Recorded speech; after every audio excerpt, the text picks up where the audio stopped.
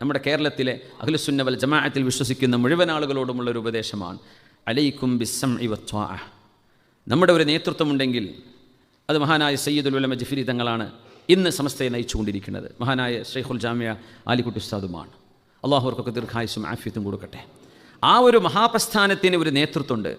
ഒരുപക്ഷെ അവരെക്കാളൊക്കെ ബുദ്ധിയുള്ളവരും അവരെക്കാളും ആലിമീങ്ങളും എൽമുള്ളവരൊക്കെ സമൂഹത്തിലുണ്ട് എന്ന് തന്നെയാണ് എൻ്റെ അഭിപ്രായം. ഉണ്ടായിരിക്കാം, ഇല്ലായിരിക്കാം. പക്ഷേ സ്വന്തം ഒരഭിപ്രായം, നമ്മുടെ ഒരഭിപ്രായം ഒരു നേതൃത്വത്തിൻ്റെ അഭിപ്രായത്തിന് വിരുദ്ധമായി വരാൻ പാടുള്ളതല്ല.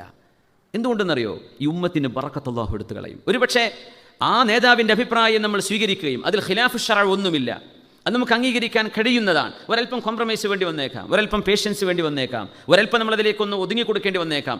എന്നാൽ പോലും ഉമ്മത്തിൻ്റെ വഹ്ദത്താണ് നമ്മുടെ ഒരു അഭിപ്രായത്തെക്കാളും അവിടെ വലുത്. ഉമ്മത്തിൻ്റെ ഒരുമയാണ് നമ്മുടെ ഒരു ആശയത്തെക്കാളും വലുത്. ഉമ്മത്തിൻ്റെ ഒരുമയാണ്. അലൈക്കും ബിസ്സംഇ വത്വാഅ.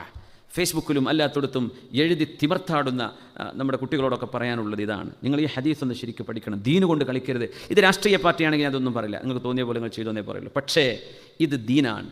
ദീനിൻ്റെ വിഷയം നമ്മൾ ശരിക്കും സൂക്ഷിച്ചേ കൈകാര്യം ചെയ്യാൻ പാടുള്ളൂ. ദുനിയാവും ആഖിറവും നഷ്ടപ്പെട്ടു പോകും. ചില ആളുകളുടെ എഴുത്തൊക്കെ കാണുമ്പോൾ പേടിയാവും.